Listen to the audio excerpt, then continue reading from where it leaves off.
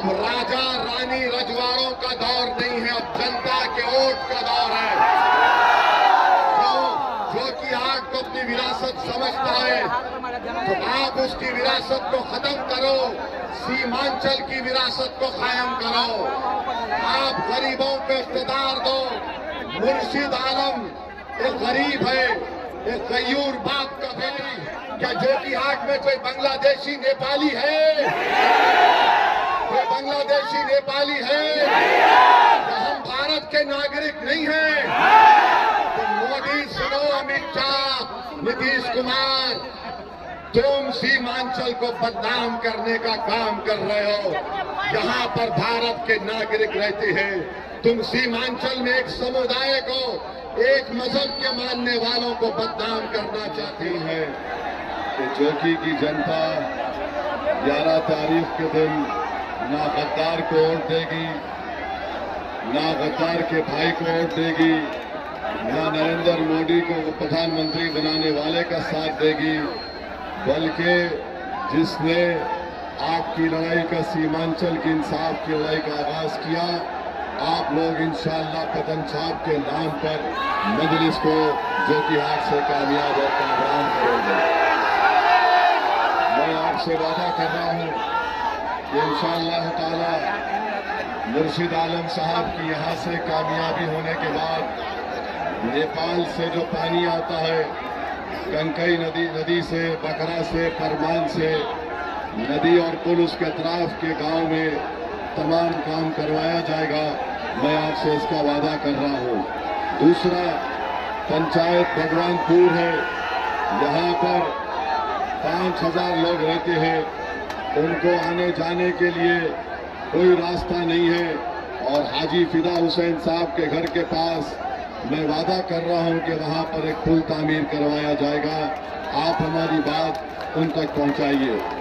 और मंच पर बैठे वकार साहब, जावेद साहब, vice chairman Jokihat, Tariq Alam, Abuzar Alam, Manzar Alam, Mehboob Alam, Mukhtar Alam, Murtaza Alam, Raju, Arfeen Rahmani, Hero Honda showroom owner, Mohammad Irfan Uddin साहब, अजहर मुर्शिद, दानिश बशीर, मुफ्ती आफ्ताब साहब, एहसन साहब, सरफराज आलम, चेयरमैन मोहम्मद अली साहब, जिला परिषद उम्मीदवार संजय ठाकुर साहब, कारी एहतशाम जुबैर आलम, हाफिज जलाल साहब, कबूल साहब, आफ्ताब शम, साजिद आलम, गुलाम सरवर, तौफीर आलम, मिनाज आलम, निहाल आलम, शरफुद्दीन साहब और अख्तर समा साहब और महाराष्ट्र और हैदराबाद से तशरीफ लाए मजलिस के तमाम जिम्मेदारान अराकीन।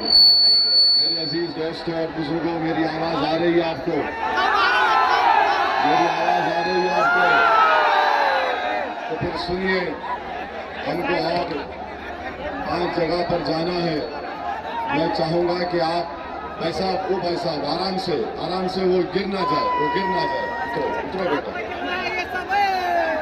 मैं आपको गिरने नहीं दूंगा, मैं सीमांचल को गिरने नहीं दूंगा, मैं दुश्मनों को गिराकर हम गिराएंगे इंशाअल्लाह। जिन्होंने सीमांचल को पिछड़ा रखा, उनको हम शिकस्त देंगे। मैं आपको बताने आया हूं कि 5 साल पहले आपने मजलिस इत्तेहादुल मुस्लिमीन पतन छाप के उम्मीदवार को वोट देकर कामयाब किया था।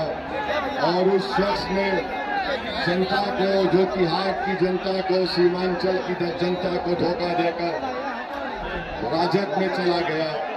और वो समझ रहा है कि वो जिसने मोदी के साथ मिलकर भारत की पार्लियामेंट में वक्फ का कानून बनाया। क्या आप ये चाहेंगे कि बिहार में मस्जिदों को, दरगाह, खानका, कब्रिस्तानों को आपसे छीन लिया जाए? क्या आप इस वक्फ के कानून के खिलाफ पतन साहब को वोट देंगे? क्या आप वक्फ की जायदाद को बचाने के लिए पतन साहब को वोट देंगे? क्या आप मस्जिदों, दरगाहों को बचाने के लिए पतन साहब को वोट देंगे? क्या आप संविधान को बचाने के लिए पतन साहब को वोट देंगे? जवाब आपको तेजस्वी को देना है कि तुमने हमारे विधायक को जिसको हमने वोट डाला था उसको नहीं दिया था, मजलिस को दिया था। सीमांचल की नाइंसाफी के ऊपर आपको जवाब देना है तेजस्वी को, आपको जवाब देना है मोदी को, नीतीश कुमार को। मेरे अजीज दोस्तों और बुजुर्गों, इतना बड़ा काला कानून बनाया गया है और राजद के नेता तेजस्वी आकर कहते हैं कि शाहनवाज को मंत्री बनाएंगे। तेजस्वी, तुम अब मुख्यमंत्री नहीं बनोगे, सीमांचल का बेटा मुख्यमंत्री बनेगा। सीमांचल के मान सम्मान के लिए मजलिस बढ़ रही है। सुन लो जोकीहाट की जनता, असदुद्दीन ओवैसी आपसे वादा करता है कि मेरा बाजू कट जाएगा, मेरी गर्दन कट जाएगी, मगर मैं सीमांचल की जनता को झुकने नहीं दूंगा इंशाअल्लाह। तो बटन छाप पर आपको बटन दबाकर अपने जिहाद को कामयाब करना है। और बड़े अफसोस के साथ कहना पड़ता है कि सरफराज हो या शाहनवाज हो, वो जोकीहाट को समझते उनकी विरासत है। याद रखो, भारत आजाद हो चुका है। अब राजा रानी रजवाड़ों का दौर नहीं है, अब जनता के वोट का दौर है। जोकीहाट को अपनी विरासत समझता है तो आप उसकी विरासत को खत्म करो, सीमांचल की विरासत को कायम करो। आप गरीबों को इख्तियार दो। मुर्शिद आलम एक गरीब है, एक गयूर बाप का बेटा है। वो ये नहीं कहता कि मेरी विरासत, वो ये कह रहा है कि मैं सीमांचल के इंसाफ की लड़ाई पतन छाप को लेकर लड़ूंगा। क्या आप हमारे भाई मुर्शिद आलम को वोट देंगे? मेरे अजीज दोस्तों और बुजुर्गों, वहीं पर हम आपको बताना चाहते हैं कि आज सीमांचल में 90% मुस्लिम समाज के बच्चे 12th का 12वीं का इम्तिहान पास नहीं करते। तेजस्वी आकर यहाँ पर बोला सत्ता में आएंगे, हर घर को नौकरी मिलेगी। कहा था ना, गवर्नमेंट का कानून ये कहता है कि 12वीं पास होना चाहिए तो उसको नौकरी मिलेगी। 90% अल्पसंख्यक समाज के बच्चे 12वीं पास नहीं है, कैसे नौकरी मिलेगी बताओ? और हैरत की बात यह है कि सरकार बोलती है कि 12वीं जमात पास होना जरूरी है तब नौकरी मिलेगी। तेजस्वी 12वीं पास है, वो 9वीं पास है।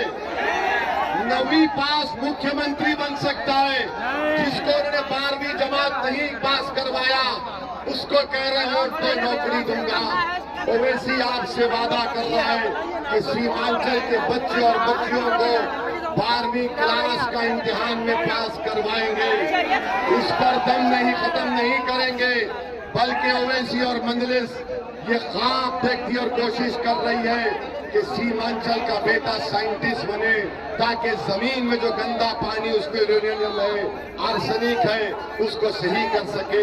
मंजलिस यहाँ के बेटियों को डॉक्टर बनाना चाहती है ताकि हमारे सीमांचल की मां और बहनों में जो कैंसर और टीबी हो रहा है उसका इलाज कर सके।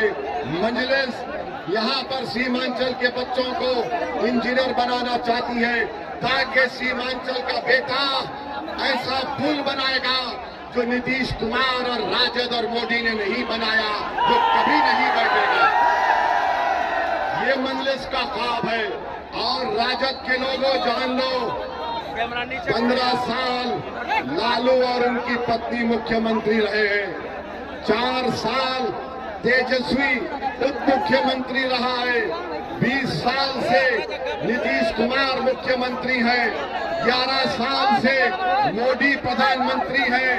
अरे तुमने सीमांचल के लिए क्या किया बताओ हमको? क्या किया तुमने?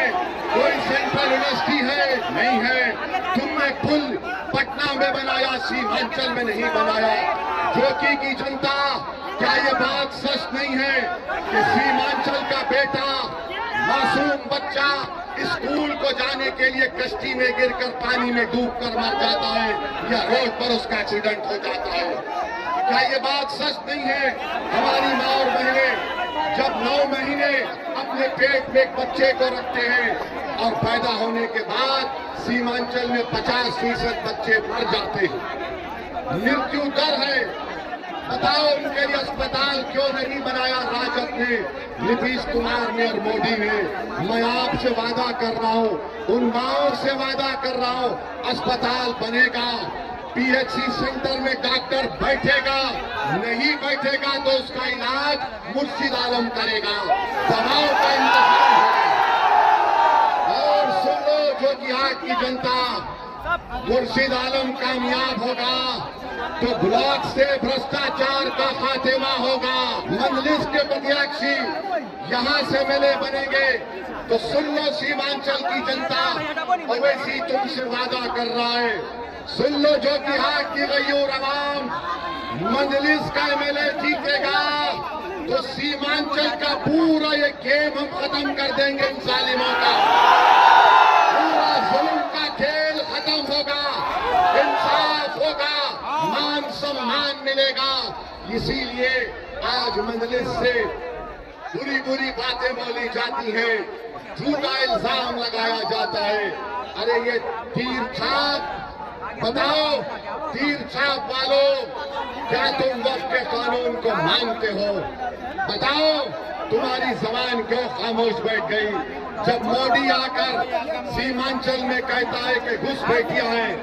बताओ मेरे भाई, क्या जोकीहाट में कोई बांग्लादेशी नेपाली है? कोई बांग्लादेशी नेपाली है? क्या हम भारत के नागरिक नहीं हैं? तो मोदी सुनो, अमित शाह, नीतीश कुमार, तुम सीमांचल को बदनाम करने का काम कर रहे हो। यहाँ पर भारत के नागरिक रहते हैं, तुम सीमांचल में एक समुदाय को, एक मजहब के मानने वालों को बदनाम करना चाहते हो।